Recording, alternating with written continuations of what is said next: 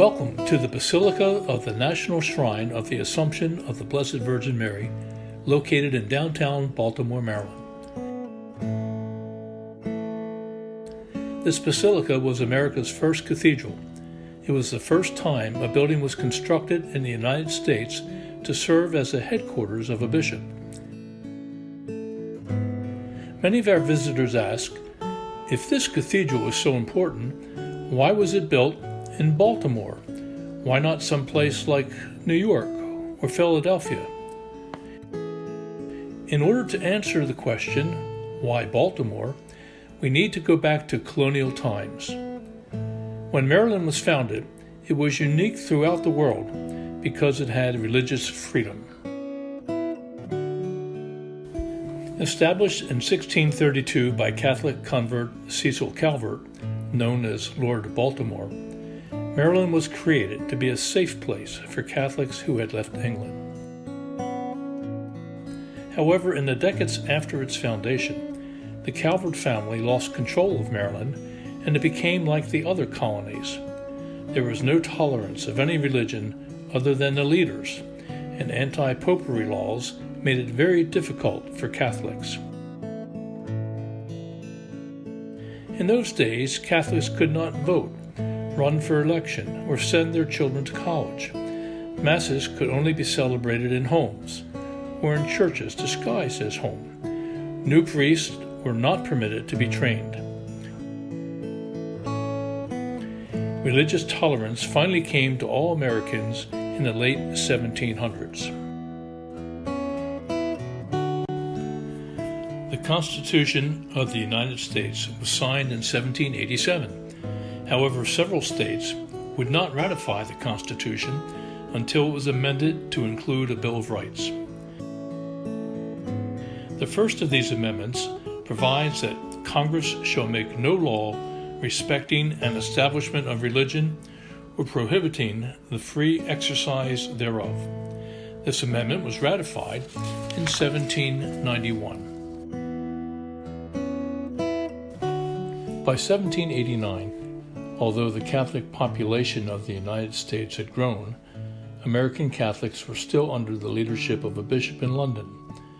American priests asked the Pope to give us our own bishop, and in November 1789, Pope Pius VI established the first bishop's territory, a diocese, with headquarters in Baltimore. The Pope appointed Father John Carroll, a Jesuit priest from Maryland, to be the first bishop of Baltimore, with jurisdiction over all the land from the East Coast to the Mississippi River, except Louisiana. In his letter appointing Father Carroll, the Pope requested that Carroll build a cathedral as soon as possible. The cathedral would stand as a symbol of religious freedom for all.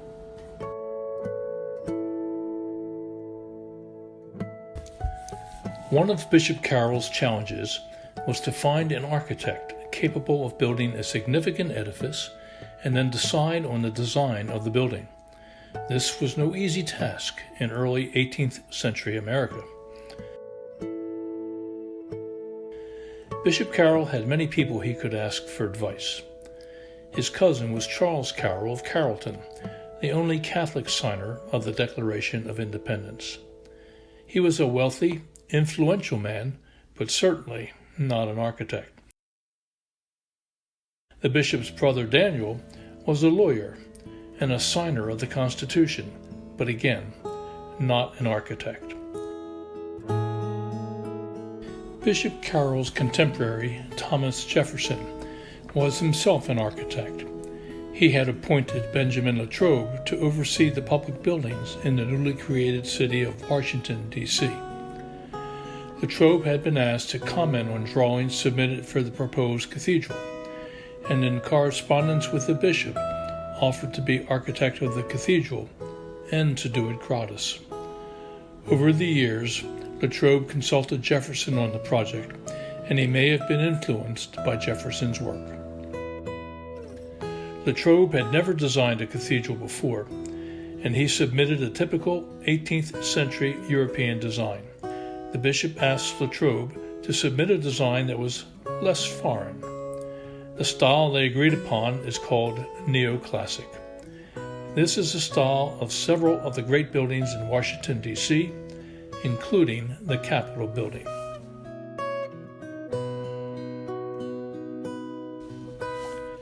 The cornerstone for America's first cathedral was laid in 1806. However, controversy about the design, lack of funds, and various other factors meant that the building was not opened for use until 1821. Bishop Carroll and Benjamin Latrobe could not agree about the design of the dome. The Archbishop wanted many windows, but Latrobe wanted only a lantern at the top. Thomas Jefferson provided the eventual solution.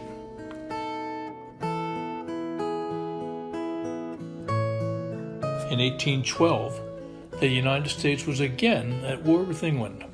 In 1814, the British entered Washington, D.C. and burned the White House. They also burned the unfinished Capitol building before heading north to attack the major port, the Port of Baltimore. In September 1814, the British attempted to capture the Port of Baltimore, but were turned back at Fort McHenry. In addition to overseeing the construction of the cathedral, Bishop Carroll established a college for Catholic students, Georgetown University, and welcomed priests from France to establish the first American seminary here in Baltimore. Unfortunately, Carroll did not live to see the cathedral open. He died in 1815. The honor of opening the cathedral fell to Ambrose Mareschal, a former teacher at the seminary who was the third Archbishop of Baltimore. He opened it on May 31st, 1821. Although the cathedral was opened in 1821, it was incomplete. The bell towers and bells came later, and the cathedral was not finished until about 1863, when the front portico was finally put in place. In the age before gas or electric lighting, Latrobe was conscious of the need to keep the building interior bright. The design includes clear windows and white furnishings. As a recent French immigrant, Archbishop Mareschal had asked his French friends to donate furnishings for his empty cathedral. The priest of France donated the high altar, along with candlesticks and crucifix. Another friend of the Archbishop, King Louis XVIII of France, commissioned 2 heroic portraits for the church. In the distance, we see a huge image painted by Baron Charles de Steuben. It depicts King Louis IX of France burying his plague-stricken troops during the Crusades. The second gigantic painting, commissioned by King Louis XVIII, hangs near the baptismal font. Entitled Descent from the Cross, it was created by Pierre Narcisse Guérin. These paintings arrived a few years after the cathedral opened in 1821. The Basilica is home to many other precious works of art, including other gifts from the priests of France. Among them are this baptismal font, created by Italian artisans and still in use nearly 200 years later. In the years since the cathedral opened in 1821, it has hosted many events pivotal to Roman Catholic formation in the United States, including the ordination of more than 35 bishops, including most of the first bishops of the Church in the United States, the funeral of Charles Carroll of Carrollton, the last surviving signer of the Declaration of Independence, 10 councils of bishops, the 1884 creation of the Baltimore Catechism, the standard Catholic school text used in the United States from 1885 through the 1960s, and the 1887 founding of the Catholic University of America. In 1890, Cardinal Gibbons created a crypt at the back of the sanctuary and gathered the bodies of many of the early archbishops of Baltimore. It now houses the tombs of John Carroll, Ambrose Mareschal, Martin Spalding, Cardinal Gibbons, Michael Curley, and Cardinal Keeler. In 1937, Pope Pius XI gave the cathedral the title of Minor Basilica. This distinction applies to fewer than 1,700 churches worldwide, less than 100 of which are in the United States. One of the symbols marking a basilica is a special bell surrounded by papal insignia.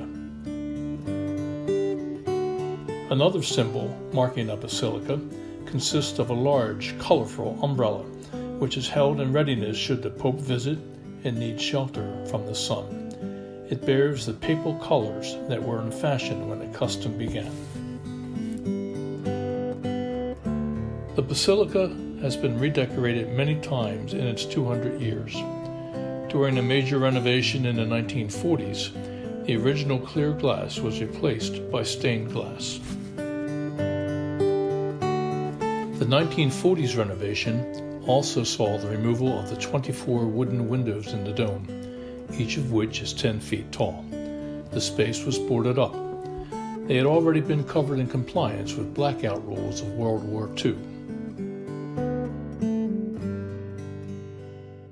Over the years, there were many changes to the decoration scheme in the Basilica. In 1995, when Pope St. John Paul II visited, he saw green floors, blue windows, and gray walls.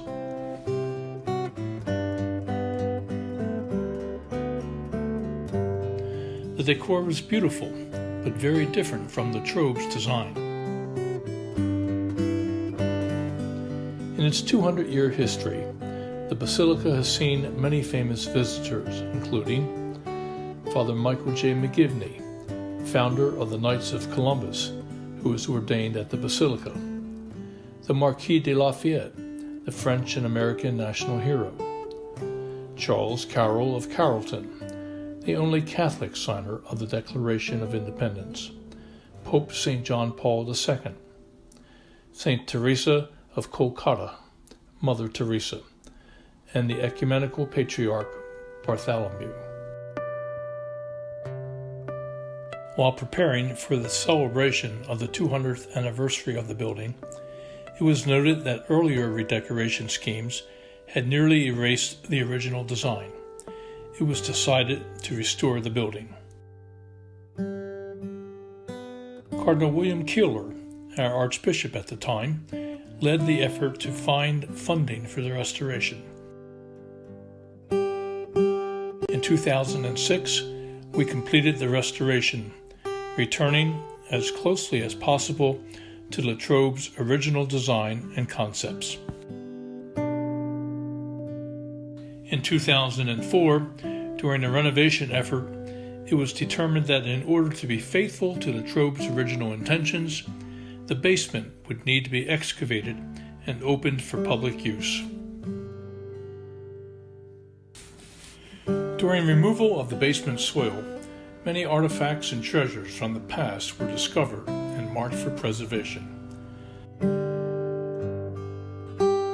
After excavation, the public could finally see the unique inverted arches that support the dome. The Undercroft soil also held paintings from 1878 which depicted the Stations of the Cross. The paintings, full of soot and grime, were restored and cleaned. Benjamin La Trobe had envisioned that the Undercroft could contain a small chapel for daily Mass. One was constructed as part of the 2006 restoration.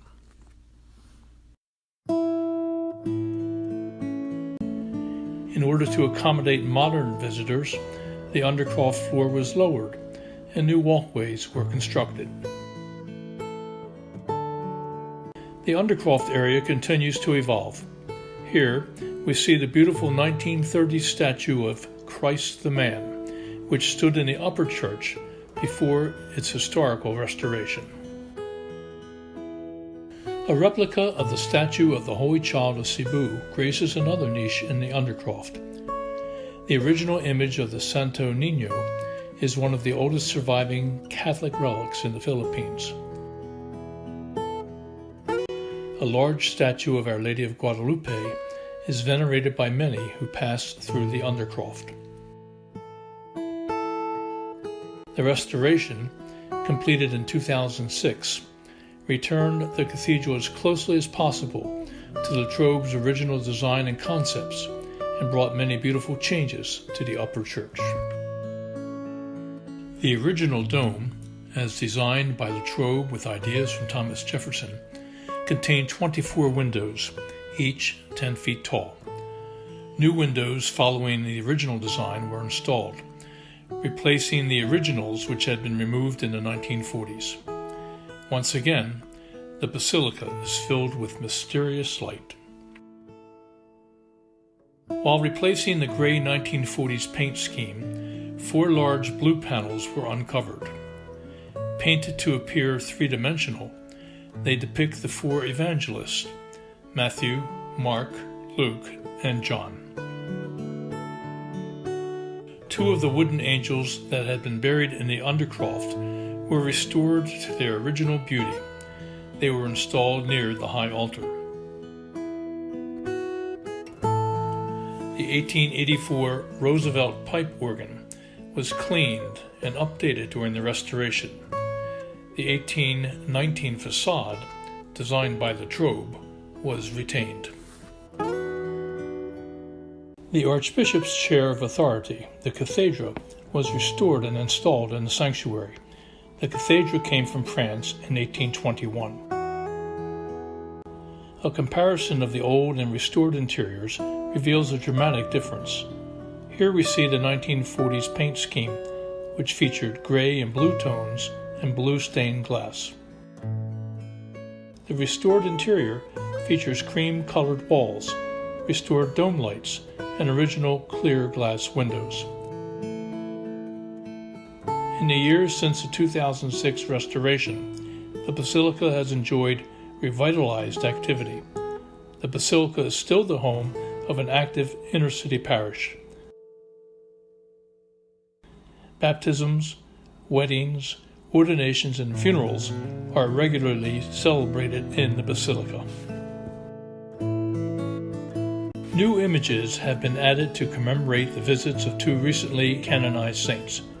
Here we see a statue of Pope St. John Paul II, who visited the Basilica in 1995,